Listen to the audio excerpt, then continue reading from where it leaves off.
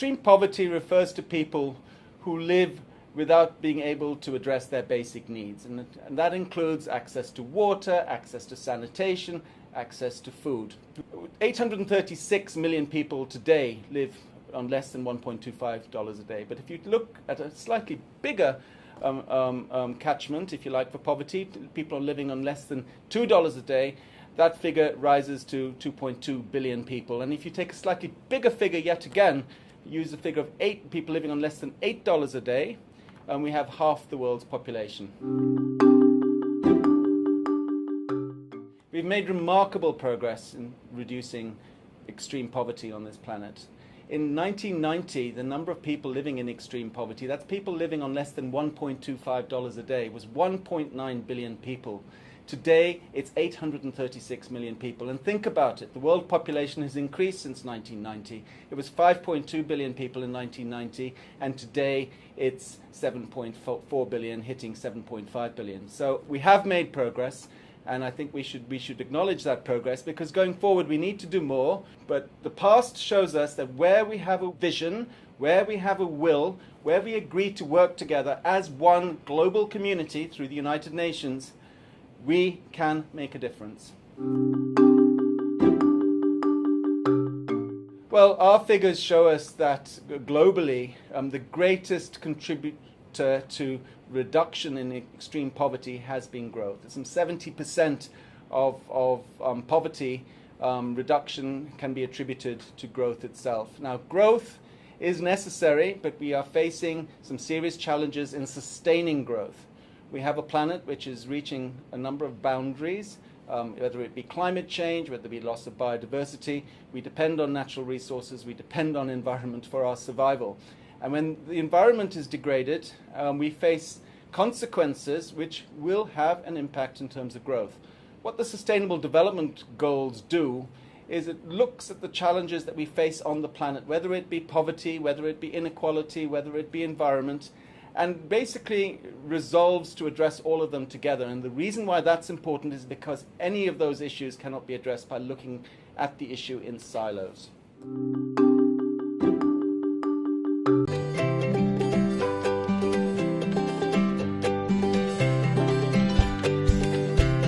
End hunger, achieve food security and improved nutrition, and promote sustainable agriculture. Did you know hunger and malnutrition prevent people from improving their life means? It's like a spiral that goes round and round with no end. Moreover, climate change reduces the resources that we depend on to feed ourselves. Today, more than 800 million people suffer from hunger in the world. To end this by 2030, we must start today. An inspiring and real example, John Van Hengel. This retired citizen from Phoenix met a mother of 9 that managed to supply themselves with the food left over from supermarkets, and he organized a food collection through some of them, founding the first food bank in the 1960s with some volunteers and an empty space. They are now crucial across the whole planet. Your skills aren't different to John's. Where can we start? 1. Adopt a healthy and balanced diet. Keeping healthy does not consist of eating a lot, but doing it correctly. 2. Buy fruits and vegetables that aren't inadequate due to their imperfect state. 3. Plan very well your shopping before your products expire, or when ordering food in restaurants. 4. Organize and collaborate in food collections and give donations to schools and education projects that offer students full daily meals. 5. Promote in your cafeteria the wonderful initiative of pending coffee. You pay for yours and 1 extra, just in case someone needs it. In countries like Italy, many people with no resources enjoy a warm coffee. Ending with hunger starts with you and continues with your loved ones. Shall we start?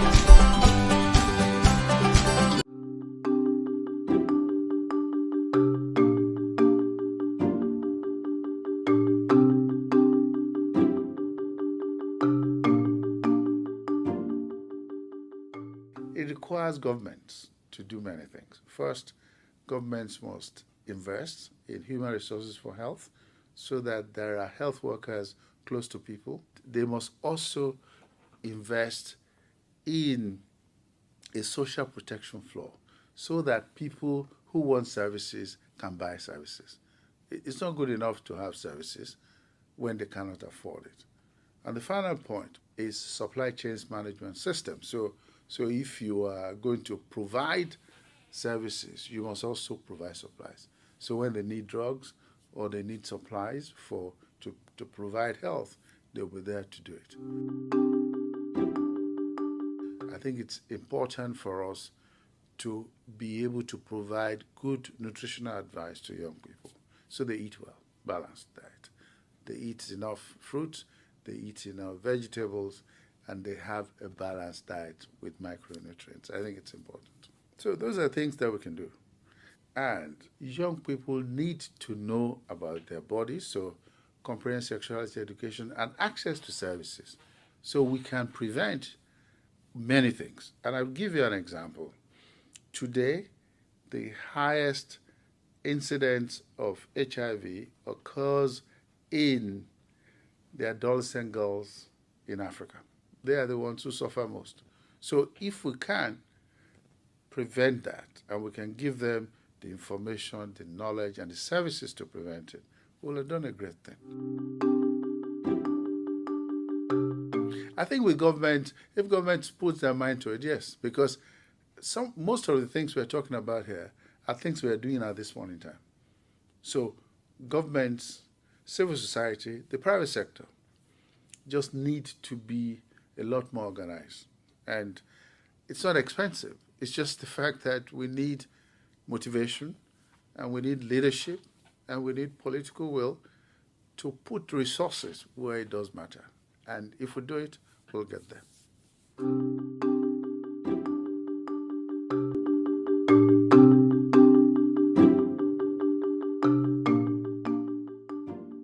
First of all, think about why we have education anyway.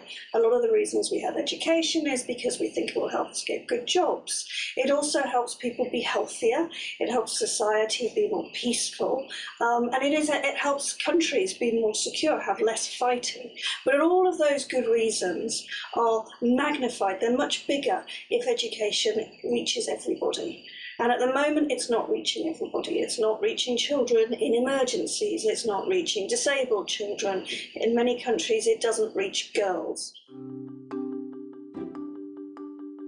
So in the last 15 years, the world has got 110 million more children into primary school, which is a really great achievement, and we should be celebrating that.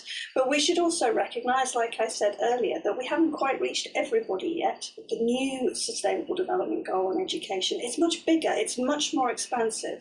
It doesn't just talk about primary education, it talks about early childhood and pre-primary education, which is really important for brain development. It talks about secondary education and routes to get skills and better jobs in the future. Reality is for many people that they learn throughout the whole of their lives, and they often need opportunities to retrain, for example. If you're an illiterate woman, maybe you need an opportunity to learn literacy because it would be useful for your family or for your employment. If you dropped out of school, perhaps you need some other way of getting back into school or training that's slightly different. If you lose your job, maybe you need to retrain with a different skill. So the idea that education just stops at a particular point and that's it, we're trying to challenge that. It actually is kind of like the foundation, in my opinion, of a lot of the other goals. So a more educated society and a more equitably educated society. So there isn't such a big gap between who has education and who doesn't have education. If we can try and close those gaps, then actually what we know is that we have more peaceful societies. Likewise, if we have better educated societies, particularly better educated girls, we also have healthier societies because those girls have fewer babies. Their babies are more likely to survive. Their babies are more likely to go to school when they reach the age of 4 and 5. And the mothers are more likely to seek healthcare for those children when they get ill. So there's lots and lots of benefits to education that relate to some of the other goals.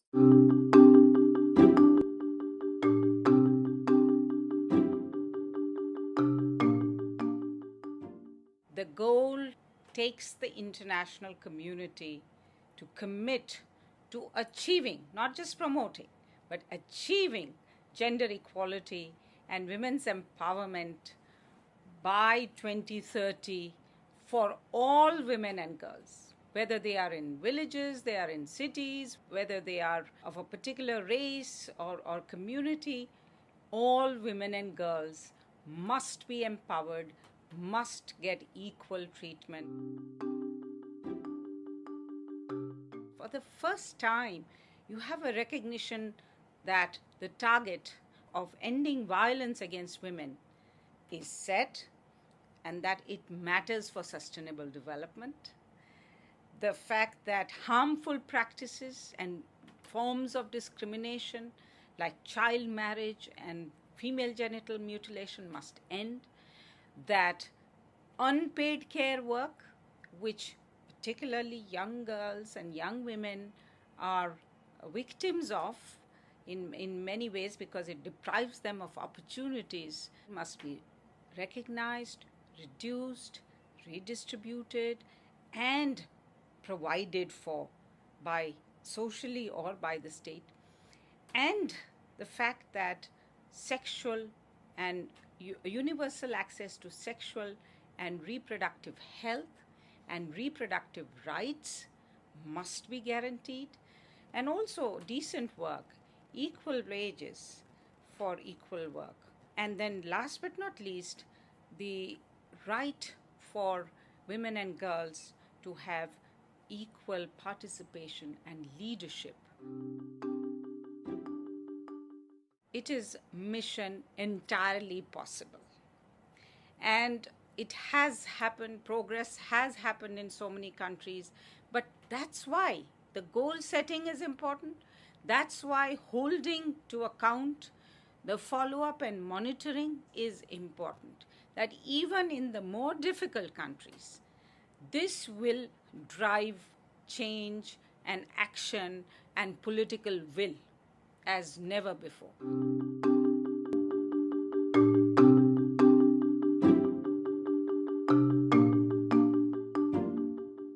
Can you imagine waking up and not being able to go to a tap and turn it on and take a drink? You don't have a toilet. You don't have anywhere to relieve yourself. This is the situation for millions, billions of people around the world. They do not have infrastructure in these places to deliver water to people's homes. So people have to leave their homes, walk long distances, fetch water from perhaps a well or a lake, carry it all the way back to their homes.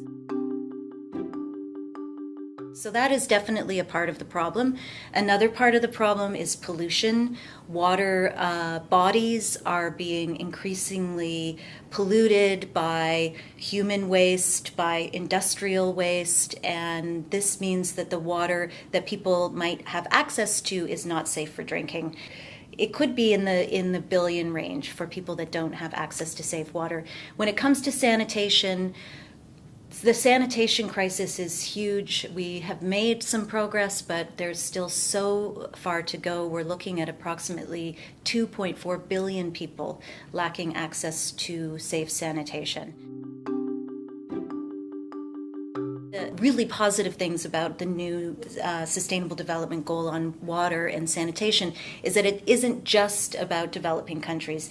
These are targets that are important for people in every country in the world. We produce a lot of wastewater on a daily basis, and we need better technology to really clean this wastewater so that we could even potentially reuse this wastewater for other applications. Think about the way you use water. Try to be more efficient with the way you use water. And it's important to remember that everything you put down the drain has an impact on your water quality. So it's important to think about these things. And I hope that this new Sustainable Development Goal will open people's eyes to these issues. Ensure access to affordable, reliable, sustainable, and modern energy for all. Did you know that until 1850, cooking was done by scrubbing two stones together? It's not that long ago. Nowadays, we can't imagine our daily lives without electricity, but more than 1.2 billion people live without it, most of them in Africa and Asia. Without electricity, clinics can't work, students can't study, and entrepreneurs can't direct their competitive companies. We can all contribute at our own scale, saving electricity and aiming for energetic, renewable resources, adopting technologies, infrastructures, and non-polluting transports. We should all learn from Sam Goldman and Ned Tozin. They are 32 years old, they're from San Francisco, and their project has helped more than 30 million people in 60 countries. Their solar lamps give 12 hours of light without using polluting and dangerous kerosene, and they save up money as well as reduce the risk of fires. It's accessible, clean, mobile energy for homes. Are you aware of all the possibilities you have of contributing by saving energy? 1. Connect devices to power strips to disconnect all their activity. Cover the pots when cooking and you'll reduce up to 75% of energy. Read the instructions of household appliances to maximize their performance and energetic efficiency. 2. Conduct an energy counseling at home. A little investment will allow you some savings in your bills and mostly a reduction of your consumption. 3. Save energy also in transport. Public transport saves 4 times more energy than the car, and the savings you can achieve by walking or going by bike are 100%. 4. In winter, try to have an efficient heating system at home. Remove furniture and objects that block radiators, revise the boiler, and remember that every extra degree means a 7% increase of consumption. 5. Inform yourself of renewable energy uses. Share your knowledge and support sustainable energy projects for schools and houses. Use your energy. Use your power. Promote sustained, inclusive, and sustainable economic growth, full and productive employment, and decent work for all. Choose a job that you like and you won't have to work ever again. Despite the improvement of the work conditions, 800 million people, more than the whole of Europe, still receive $2 a day in salary. That isn't a job, that is injustice. The sustainable and inclusive economic growth that benefits everybody and doesn't damage the environment can only be achieved by creating decent employment and investing in technology. And most importantly of all, end forced child labor. It's in our hands. Do you want to know how to use it? Muhammad Yunus wanted to change things, and he did. It was him that invented and developed the microcredits in Bangladesh, lending money that many entrepreneurs needed but that didn't have the capacity to initiate a business. Their project was a key way of breaking the vicious circle of poverty and the exit of extreme poverty. He has inspired similar efforts in approximately 100 developing countries. He received the Nobel Peace Prize in 2006. Do you know where to start to get that far? 1. Each opportunity that comes up, hire with responsibility and support companies that respect decent and sustainable practices which don't harm the environment.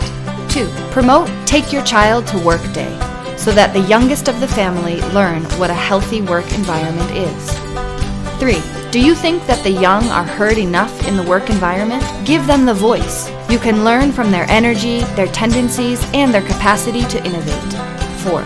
If you are looking for a job, volunteering can also be a strategy. Improving the life of others, developing competences to develop professionally, widen your frontiers and your capacities. 5. Support and promote the use of microcredits with trustworthy institutions and empower the young, the long-term unemployed, and women so that they can turn into entrepreneurs. Let's encourage it. Let's promote it. More decent jobs, more future.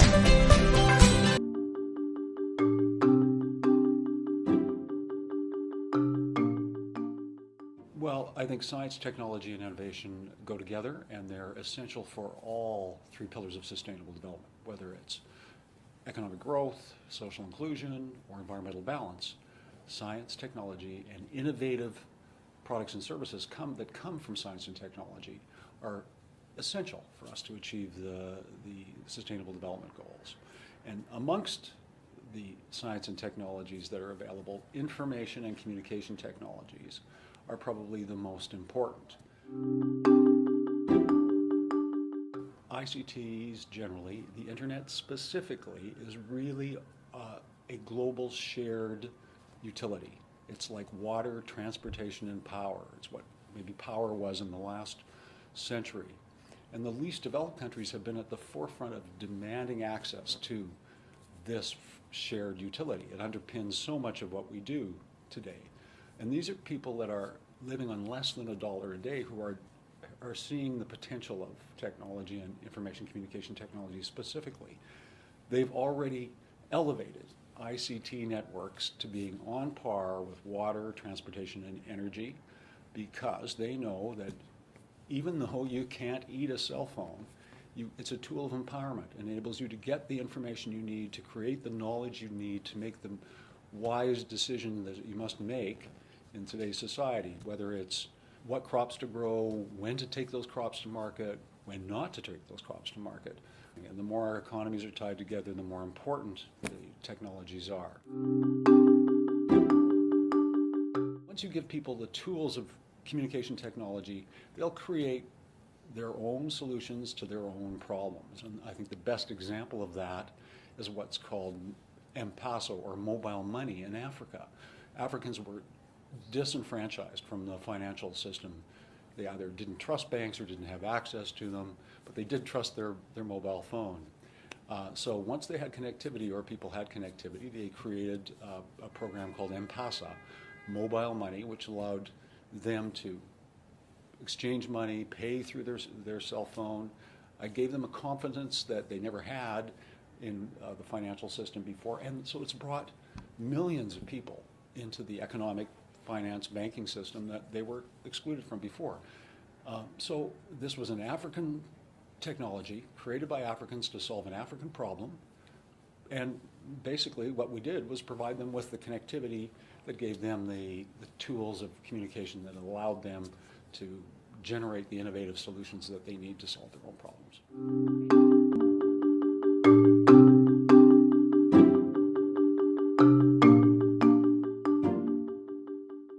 It's definitely talking about monetary inequality, but if it was only an issue of money, things would be much easier to solve. It's about the different inequalities that people face because of their gender, disability status, because they're from a different ethnic or racial group, because they're from a sexual minority group, etc.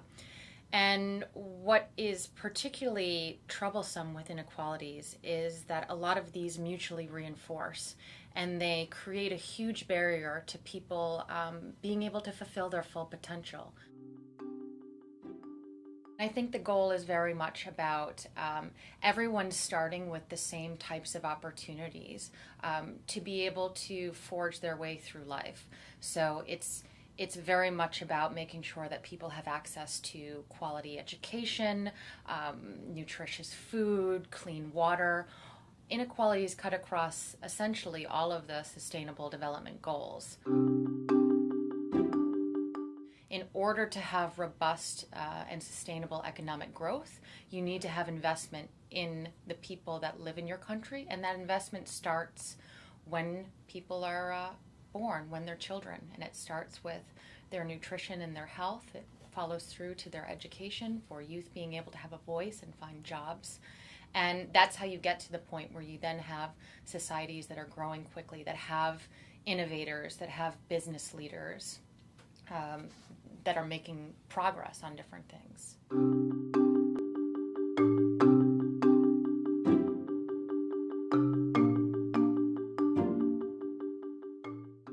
If you look at people who are living in rural poverty, what do they say about why they move to urban areas? They need job opportunities. They are looking for a chance to be part of the global conversation. They want internet connectivity. They want a chance, if they were not successful at school, for example, another chance to build human capital. That's about jobs. And if you look through the history of the world, where people have moved into cities, you see an expansion of the economy. So economic growth and development has very, very often in history moved with urbanization. Urbanization is positive for development. Well, who moves to urban areas is important, and it tends to be young people. Young, healthy people move into urban areas. So anticipate that the modernizing urban space is also a young space. And that has both advantages for people and for cities, but it also has risks. So young people are not with their families. They lack, in many cases, the social networks that offer protection for them. And so there are risks of exploitation, of underemployment, of violence, of lack of access in urban slums to the very health systems or educational opportunities that they had hoped to find. There can be a lack of those. I think part of what we have to anticipate is this clustering of young people in informal areas and start thinking about service structures and infrastructure that respond to them in really creative and innovative ways. So we do need transport so that young people can move into the city center for work and opportunity. We need health systems and new educational and training opportunities that don't cluster exclusively in the urban center, but in fact reach out into these informal areas. We need to get creative about housing. Absolutely, we need to think about protection in the context of housing, both for young and older people. Can we recreate communities in some way, in innovative ways in urban areas? I mean, looking at a goal that's on location and where people go is an opportunity to look at all the goals. And so to work on urbanization and create healthy cities gives you all these multiplier effects across all the other goals, absolutely. Because to create safety is to touch empowerment, is to touch employment, is to touch human capital. And what's happening, young people are moving to cities because it's their chance to raise and increase their human capital to be part of society in the next 10, 15, 20 years.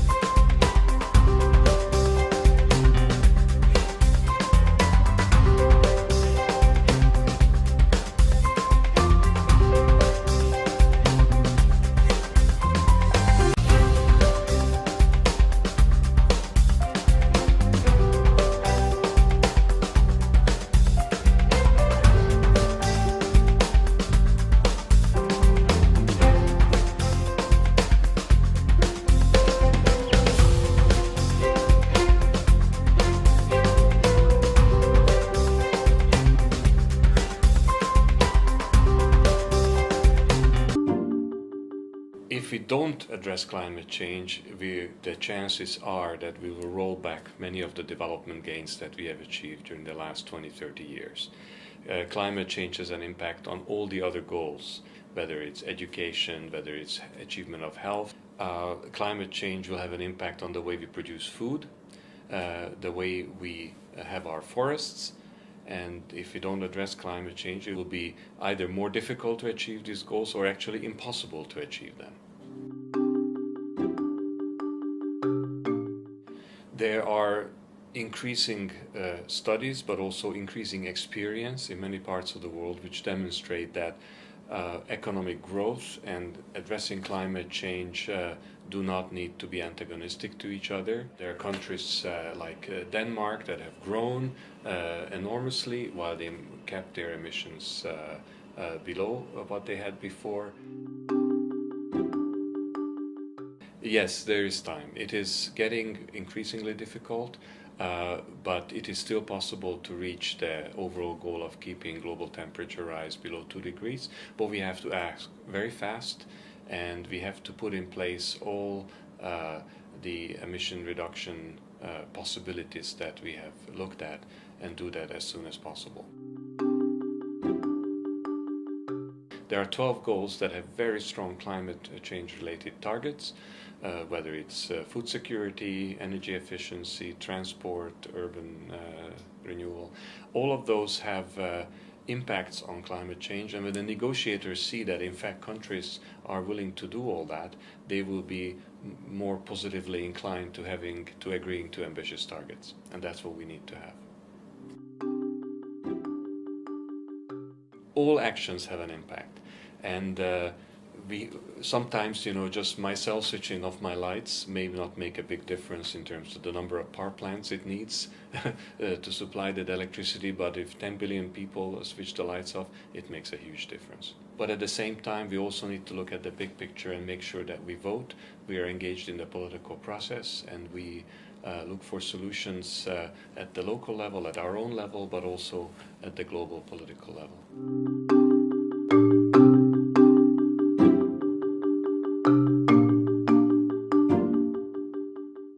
So the oceans face 5 major challenges globally. These include overfishing, loss of ocean and coastal habitat like coral reefs and mangroves, invasive species, species that are often carried in ship ballast water and on their hulls that can create havoc in ecosystems when they're introduced.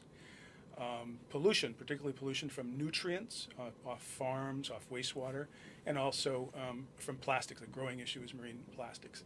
And then lastly, a major issue linked to climate change is called ocean acidification, where a lot of the CO2 that's building up in the atmosphere from anthropogenic emissions of carbon dioxide are causing the oceans to acidify perhaps at the fastest rate in at least 35 million years. What's needed is much stronger institutions at the national level, at the regional ocean, to manage fisheries, bringing in good science to know, how many fish is safe to catch while not impacting the overall ecosystem. And better enforcement of regulations, laws regarding fishing. There's a big problem with IUU, which is illegal, unreported, and unregulated fishing. So much as 20% or so of fish are caught in the ocean illegally. So all of these issues have to be addressed if we're going to take a comprehensive approach. We've done some recent analysis that show that taking some of the key sectoral changes and reforms that are needed to sustain the oceans would probably in most cases create net new jobs. So whether it's improving recycling programs for plastics, which will create jobs, to better management of fertilizer and other nutrient pollution sources on farms, to how ships deal with the issue of how they clean up their ballast water from invasive species. All of these new and additional steps that the world needs to take would very likely be net job creators, and in some cases quite substantial ones. And with job creation comes economic growth. Right, so what can the average citizen in any country do? Well, certainly obvious ones come up relating to the rapidly becoming more serious issue of ocean plastics. Obviously not throwing things away in a way that they might find their way into rivers, into waterways, into beaches to reduce the burden. On overfishing, there's a number of very good organizations around the world that have helped to certify various fisheries as being fished sustainably. And so a consumer can educate themselves about what these organizations are, and they even often have labels on fish sold in some supermarkets in the world where you can be fairly well ensured that that fish was caught more sustainably.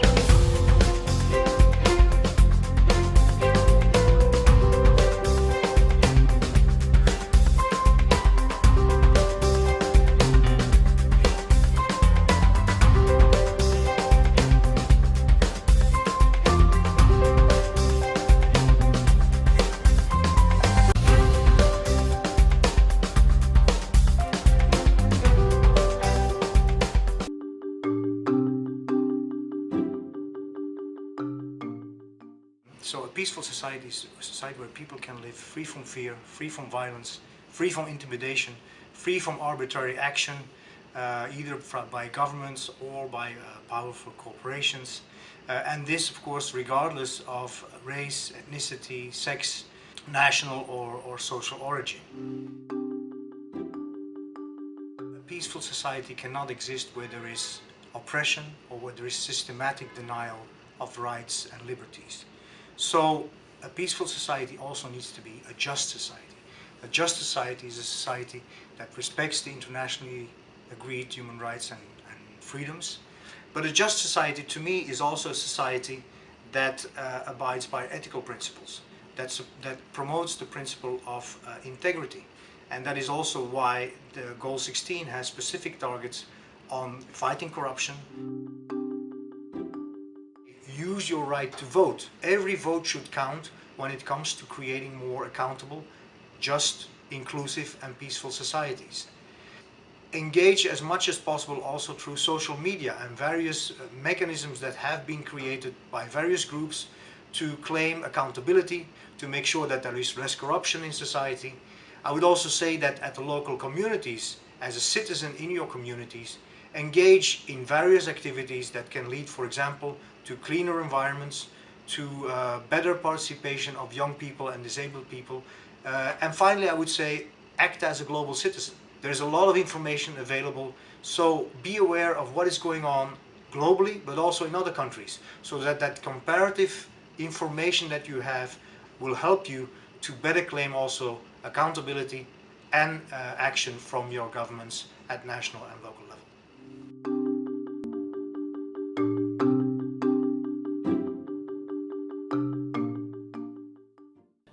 It's important to have a goal on partnerships because realizing the agenda we want, the Agenda 2030, involves all sectors of society. It's a job for everyone, not just for governments. And this is the idea behind partnerships. One partnership that our department is very much involved in is the Higher Education Sustainability Initiative. It's what can universities do to bring about a better world in the year 2030. And this is what this partnership is about. They can do that through greening their own campuses, teaching sustainability, environmental management. They can also reach out to their communities, and over 300 campuses have signed up around the world. So it can't be measured in money terms, but it will affect a whole new generation of decision makers as it goes forward. Certainly there are indicators for this goal. For example, the percentage of national income devoted to foreign aid. There is an objective among countries that 0.7% of national income should be devoted to foreign aid. We are very far from that. The average is about between 0.2 and 0.3%, so we're far away from that goal. If we get closer to that goal, that'll be one indicator. Certainly the number of partnerships, we're keeping track of them. But more importantly, it's the actual achievement of the other 16 goals that will be the true determinant of success for Goal 17 also.